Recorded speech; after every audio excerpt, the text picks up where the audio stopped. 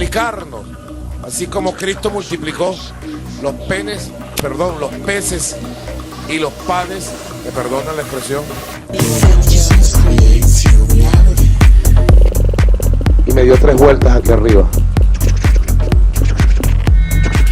Se paró en una viga de madera aquí y empezó a silbar. Un silbido ahí, bonito. Entonces yo me le quedé viendo y también le silbé, pues. Si tú silbas, yo silbo. Entonces silbé. Marito me vio raro, ¿no?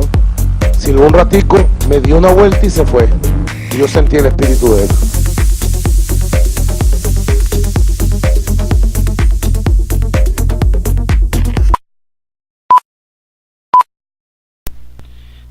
¿Por qué Maduro ganó las elecciones? Pues simplemente porque su oposición no quería ganárselas. La Mesa de la Unidad de Venezuela no presentó candidatos. Los candidatos que salieron a la contienda eran en realidad bastante débiles. El uno era Henry Falcón, de Avanzada Progresista, un movimiento de centroizquierda que es disidente del PSV y que por supuesto la población desafecta al chavismo no lo identificaba como oposición. El otro era Jaime Bertucci, un pastor evangélico de dudosa calidad moral. Salió en los Panama Papers, es decir, era lavador de dinero. Y en 2010 fue imputado por contrabando, fíjese, y fue detenido durante 3 días. Estaba trasladando desde el muelle de Ocamar en Puerto Cabello hasta República Dominicana un tanquero con 5.000 toneladas métricas de diésel, es decir, este era el típico pastor sapo, contrabandista, que para nada es referente moral suficiente como para que la población venezolana lo decida como candidato. Y por supuesto no hay que desconocer que Maduro tiene un voto fuerte aún todavía en la población que terminó manifestándose en estas elecciones. Entonces, ¿por qué la Mesa de la Unidad de Venezuela no presentó candidato? Siendo que si, como ellos dicen, Maduro tiene tal impopularidad que estaban facilitas de ganarlas.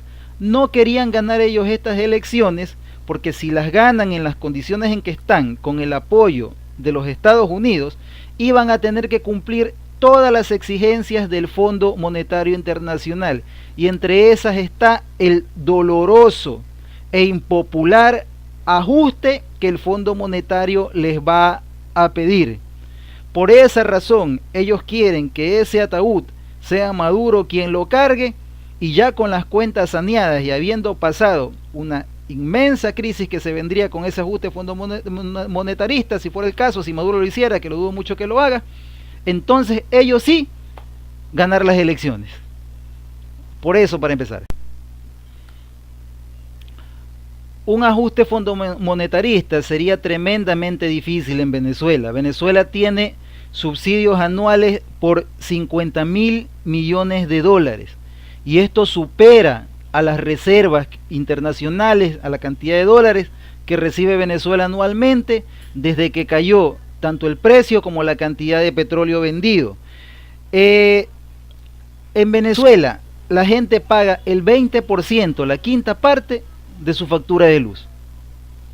La gasolina tiene tal nivel de subsidios que mire, en Ecuador nosotros pagamos $2 y algo por el galón de gasolina super y está subsidiado.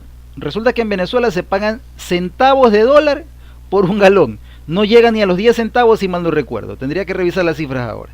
En Venezuela está subsidiado el alimento, los pasajes de transporte público. Solo el subsidio a la gasolina se lleva el 6.2% del Producto Interno Bruto.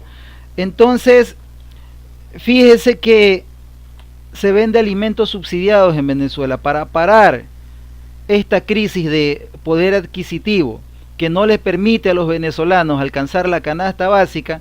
El gobierno de Maduro decidió que camiones del gobierno entren a los barrios pobres y vendan alimentos subsidiados a precios bastante baratos.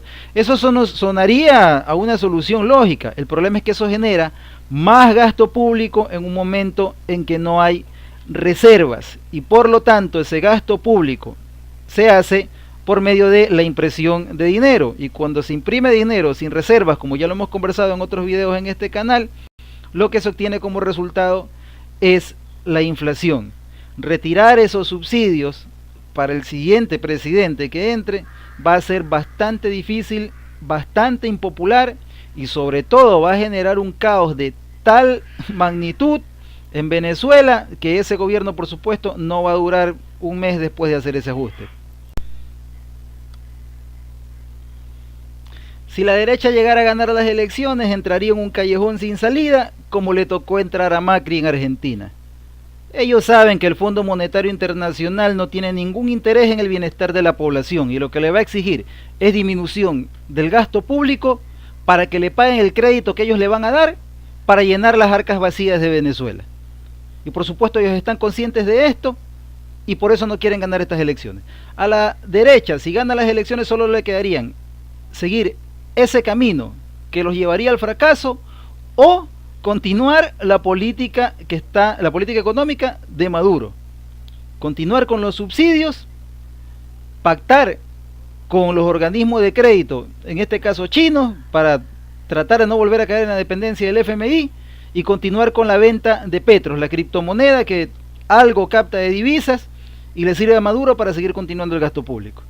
Y por supuesto ese callejón sin salida no lo quiere la derecha venezolana. El origen de este problema tiene dos aristas: la dependencia a las exportaciones en materias primas, en el caso de Venezuela el petróleo, y la dependencia financiera al dólar, al tener que respaldar su moneda en esta divisa fuerte. Y por supuesto el Fondo Monetario no presta para realizar proyectos de independencia. Al contrario, el Fondo Monetario presta, o sea, genera deuda para que el Estado tenga, para darle continuidad a este modelo que nos sigue manteniendo como periferia. Por lo tanto, el Fondo Monetario no es la solución, y eso lo sabe tanto la izquierda como la derecha. Que tengan intereses distintos es otra cosa. Y le repito, lo que América Latina necesita, y Venezuela también, es un proyecto propio, aprovechar las ventajas comerciales que tienen sus manufacturas industriales aquí mismo, dentro de la región, dentro de América Latina. Ojalá el UNASUR, cuya sede se instaló aquí en nuestra capital, en Quito, hubiese servido para proyectos de esa naturaleza, para generar una verdadera independencia. Lastimosamente solo lo utilizaron para venir a tomarse fotos y cantarle canciones al Che Guevara. Y en este momento se están viendo las consecuencias de esa desidia, de no haber emprendido un proyecto de industrialización, dado que habían las condiciones en ese momento, en la década pasada, cuando el petróleo estaba a tremendo precio y podíamos, con las divisas generadas, con las divisas obtenidas, haber emprendido ese proyecto. Pero ese es otro tema y lo hablaremos después. Gracias por haber visto este video opinión. Muchos saludos.